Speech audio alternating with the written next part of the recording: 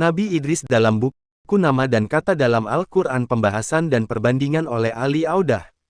Nabi Idris. Juga ceritakanlah dalam kitab kisah tentang Idris, orang yang mencintai kebenaran, dan tulus hati, dan seorang nabi, dan kami telah mengangkat Dia pada kedudukan yang tinggi, Surat Maryam atau Surat 19 ayat 56-57. Nama Idris dalam Quran hanya 2 kali disebutkan, 1 kali dalam Surah Maryam ayat 56 dan 1 kali dalam Surah Al-Anbiya ayat 85.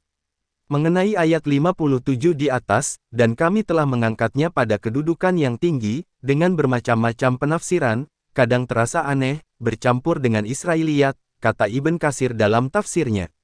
Maksud ayat tersebut, Allah mengangkat Idris ke langit, tidak seperti mengangkat Isa, ia meninggal di sana, atau mengangkatnya ke surga, kata Ibn Katsir mengutip Ibn Abbas, para tabi'in dan beberapa sumber. Atau kemuliaan dalam kenabiannya dan kedekatannya kepada Allah, dalam ungkapan Baidawi. Di kalangan para mufasir dan penulis muslimin umumnya, Idris sama dengan Henoh dalam Bible. Henoh anak Yared anak Mahalalil anak Kenan anak Enos anak Set anak Adam. Ia mencapai umur 365 tahun, hidup bergaul dengan Allah, lalu ia tidak ada lagi, sebab ia telah diangkat oleh Allah. Kejadian 5:21-24.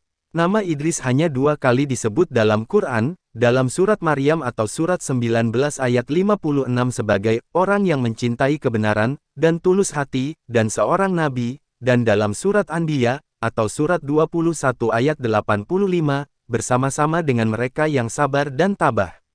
Kita tidak akan menafsirkan ayat 57 di sini seperti dalam Kejadian pukul 5:24, ia telah diangkat oleh Allah, sehingga dia diangkat tanpa melalui gerbang kematian.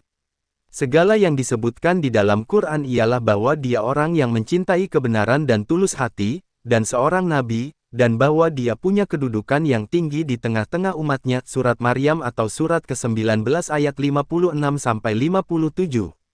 Segi inilah yang membuat ia dideretkan dengan orang-orang yang baru disebutkan namanya, lah selalu berhubungan erat dengan masyarakatnya, dan orang yang dihormati. Pertumbuhan rohani tidak harus memutuskan kita dari masyarakat kita, sebab kita perlu menolong dan membimbing mereka.